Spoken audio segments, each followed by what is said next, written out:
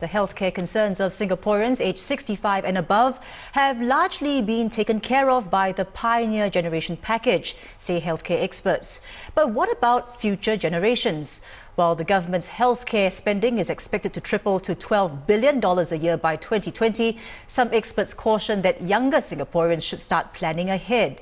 In this week's Spotlight, Olivia Seong explores what Singaporeans could do to cope.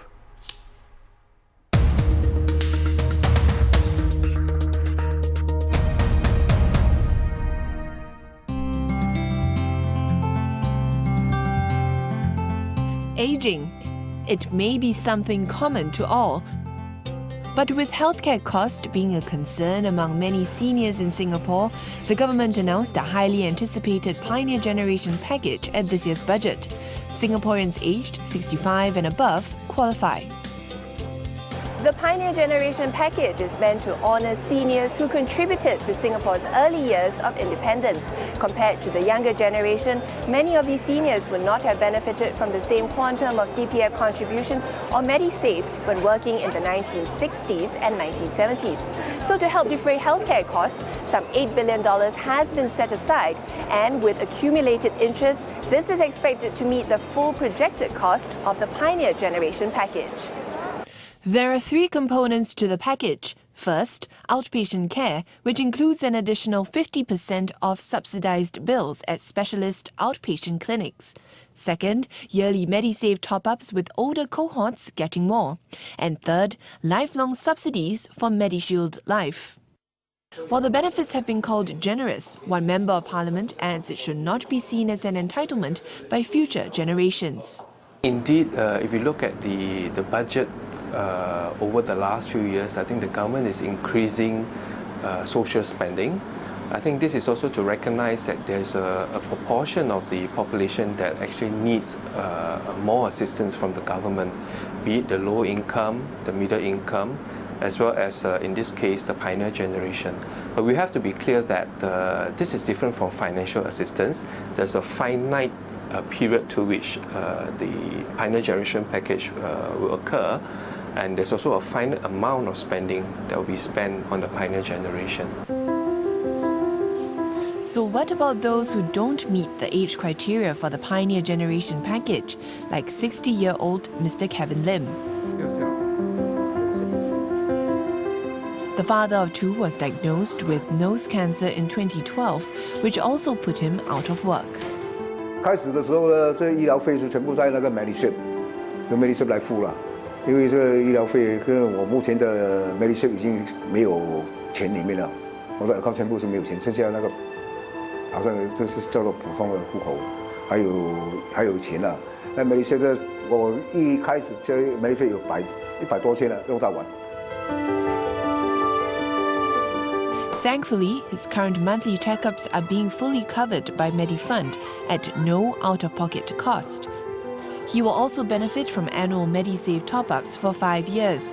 These top-ups are for older Singaporeans aged between 55 and 64 who do not qualify for the Pioneer Generation package.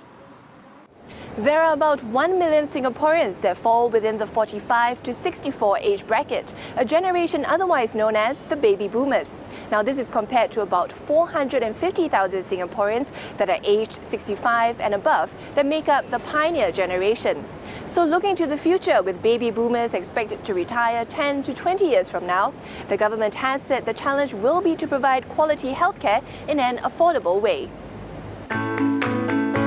So while building more hospitals in the near to medium term will help, the government has also signaled that it needs to rebalance its healthcare system in the long term away from the hospital setting.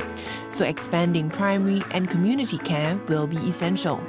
One doctor adds this may also help Singaporeans stretch the health dollar. A hospital stay is $1,000 stay a day. That $1,000 can actually pay for 15 days in a nursing home or 30 days of rehab. And for any stroke patient, for example, they don't necessarily have to be in the hospital all the time. But Dr. Tan says some barriers may have to be removed before this can happen. For the providers and for the doctors or all the service providers to be able to work together to help the person and the family to access the right care. Then there's also the part about the payers, insurance. I think even as we have a reform now, it is also important for the insurance companies themselves to adapt to the new world.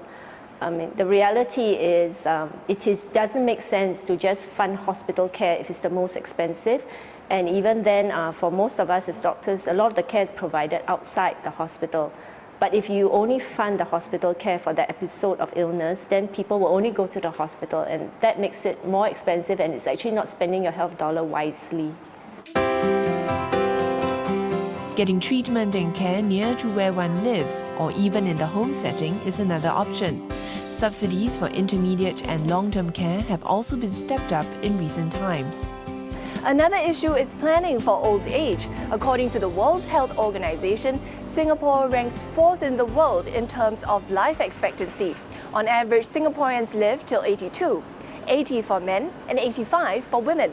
But some doctors say many Singaporeans don't plan for their expenses beyond the age of 80, and that's where problems may arise. It's not so much about, the healthcare services or what's available. I think there's a need for a change in mindset regarding aging.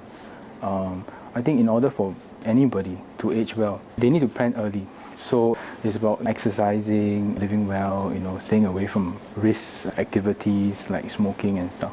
So it's more of a planning ahead of time rather than waiting until, you reach retirement.